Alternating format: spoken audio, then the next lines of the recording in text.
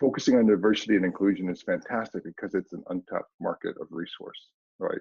So if all we do is hire a bunch of middle-aged white engineers, then we're leaving out a huge part of the market, or young white engineers, right? Because even there's the diversity and inclusion of the generation that's like 40 plus, 50 plus, right? Like they're still incredibly valuable, and if some markets are ignoring them, I'm happy to get those people because they have a wealth of experience and knowledge. And the same is true of anybody that's anybody in the diversity or inclusion area. They have a wealth of experience and knowledge that is different and an asset outside of anything that kind of has your standard, right? So, so yeah, I mean, all that stuff is very important to me. It's very important to our organization.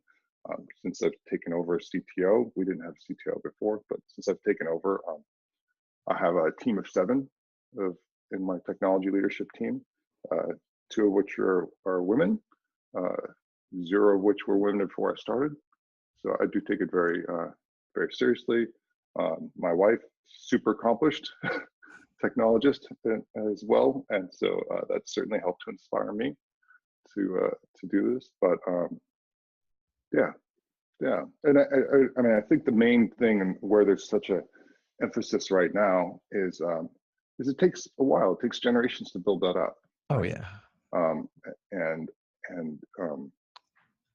just from a workplace and culture environment, which is something we can change immediately. But then also, how do you have people that are inspiring and encouraging? Like I've had many mentors in my life, and I can look at them and actually more strong female mentors than I've had male mentors, right?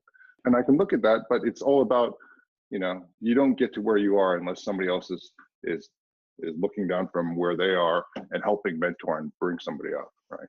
And choosing you. And so, and people want mentors that honestly a lot of times look and feel and think about things the same way. Like, okay, if you're like me and you're there, this is how, then I have faith that I can get there as well. Some people don't need that. Some people are glass ceiling breakers or innovators, change makers, right?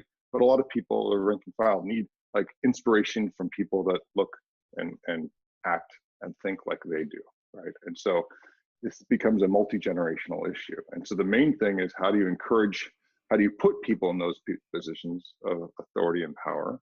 And then and then a second piece of that is you must encourage them to do much more mentorship and leadership development of the next generation in order to help make that next generation a larger percentage.